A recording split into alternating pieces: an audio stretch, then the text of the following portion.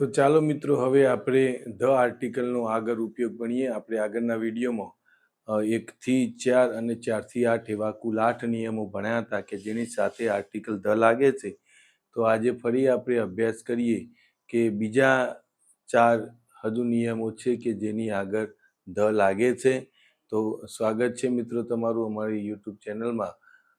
આગળ વધતા પહેલાં અમારી ચેનલને સબસ્ક્રાઈબ ના કરી હોય તો કરી દેવા વિનંતી, જેથી અમારા રોજના નવા વિડીયો આપની સુધી પહોંચી શકે. તો હવે વાત કરીએ મિત્રો, આર્ટિકલ ધ ડેફિનેટ આર્ટિકલ કહેવામાં આવે છે. આપણે આગળના વિડીયોમાં ભણ્યા છીએ. એક ચોક્કસ આર્ટિકલ તરીકે એને ઓળખવામાં આવે છે.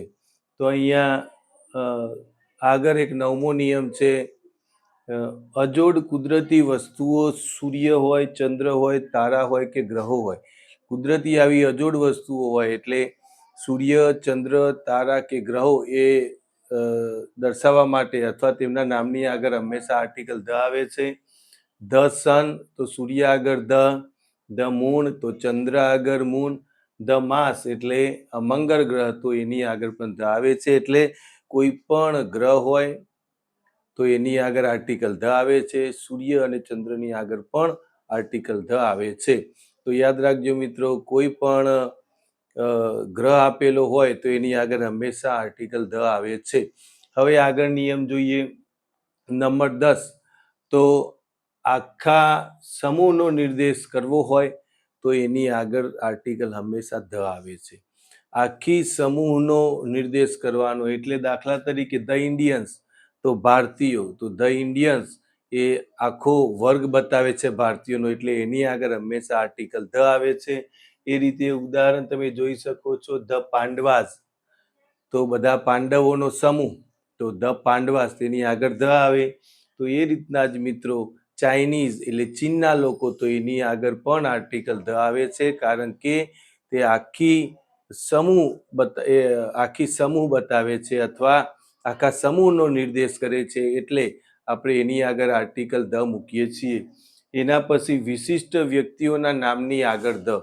વિશિષ્ટ વ્યક્તિઓના નામની આગળ ધ, દાખલા તરીકે વિશિષ્ટ વ્યક્તિઓમાં જોઈએ ધ પ્રાઇમ મિનિસ્ટર, વડાપ્રધાન એ વિશિષ્ટ વ્યક્તિ કહેવાય, તો ધ પ્રાઇમ મિનિસ્ટર. પ્રાઇમ મિનિસ્ટરની આગળ હંમેશા ધ લાગે છે.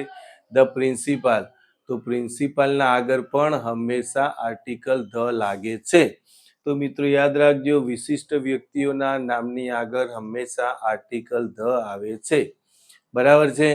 તો એ જ પ્રમાણે આગળ જોઈએ તો વિમાન હોય, જહાજ હોય કે ટ્રેન હોય, વિમાન હોય, જહાજ હોય કે ટ્રેન હોય, એની આગળ હંમેશા આર્ટિકલ ધ આવે છે. મિત્રો યાદ રાખવાનું છે.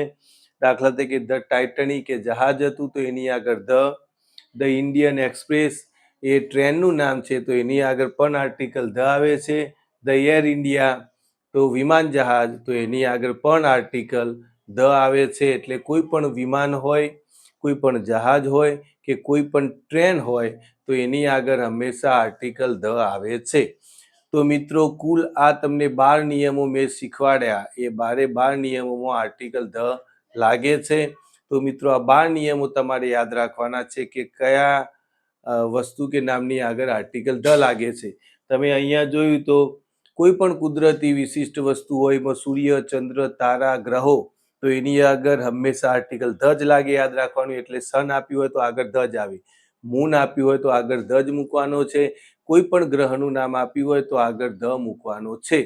એ રીતે નંબર 2 માં આખા સમૂહનો નિર્દેશ થતો હોય તો આર્ટિકલ ધ લાગે છે. તમે ઉદાહરણ જોયું, પાંડવાસ, ચાઇનીઝ, ઇન્ડિયન, એ રીતે.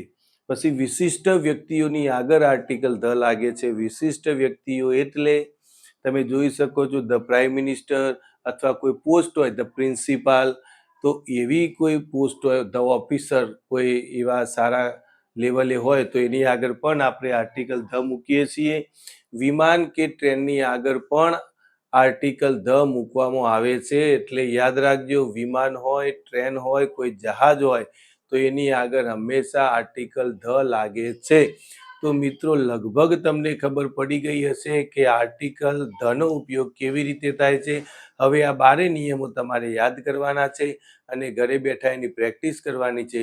સારા સારા વાક્યો બનાવવાના, એમાં કયો આર્ટિકલ આવે એ તમારે શીખવાનું છે, કારણ કે આપણે 2 પ્રકારના આર્ટિકલ શીખી ગયા છીએ, ચોક્કસ આર્ટિકલ અને અચોક્કસ આર્ટિકલ. ચોક્કસ આર્ટિકલમાં તમે ધ વિશે 12 નિયમો ભણ્યા અને અચોક્કસ આર્ટિકલ એ અને ધ એમાં તમે સ્વર અને વ્યંજન દ્વારા કેવી રીતે એન અને એનો ઉપયોગ થાય એ તમે શીખી ગયા છો. તો હવે સારી રીતે તમારે શીખવાનું છે અને એની સારી રીતે પ્રેક્ટિસ કરવાની છે. બરાબર પ્રેક્ટિસ કરજો તો ચોક્કસ તમને આવડી જશે. તો ચાલો મિત્રો, લગભગ તમને ખબર પડી ગઈ હશે. હવે ફરીથી એક સારા એવા અંગ્રેજીના ટોપિક સાથે આપણે ફરીથી મળીશું. ત્યાં સુધી તમે તમારા ઘરે આ વાક્યો લખી તમારા વાલીને બતાવજો, તમારી શાળામાં ભણતા શિક્ષકોને બતાવજો અને ચેક કરાવજો કે તમારે કેટલા વાક્યો સાચા છે અને કેટલા વાક્યો ખોટા છે. તો તમને ખબર પડશે કે તમને આર્ટિકલની સંપૂર્ણ જાણકારી મળી કે નહીં. મિત્રો, આપણો ઉદ્દેશ્ય માત્ર એક જ છે કે ઘરે બેઠા બાળક શાંતિથી ગ્રામર શીખી શકે. એના માટે આ સાદગીપૂર્વકના બનાવેલા સારામાં સારા વિડીયો છે. તો અમારા વિડીયો જો તમને ગમતા હોય તો સબસ્ક્રાઈબ ચોક્કસ કરજો, શેર કરજો, લાઈક કરજો, જેથી કરીને અમારા નવા વિડીયો તમારી પાસે પહોંચી શકે અને ઘરે બેઠા કોઈ પણ જરૂરિયાતમંદ બાળક હોય, વિદ્યાર્થી હોય તો એ પણ સારી રીતે શીખી શકે. તો મિત્રો, આશા રાખીએ કે આ જે આપણે આર્ટિકલનો ટોપિક ભણ્યા એમાં તમને ઘણી બધી ખબર પડી ગઈ હશે. તો ચાલો મિત્રો, મળીશું એક સરસ મજાના નવા અંગ્રેજી ટોપિક સાથે. ત્યાં સુધી આવજો.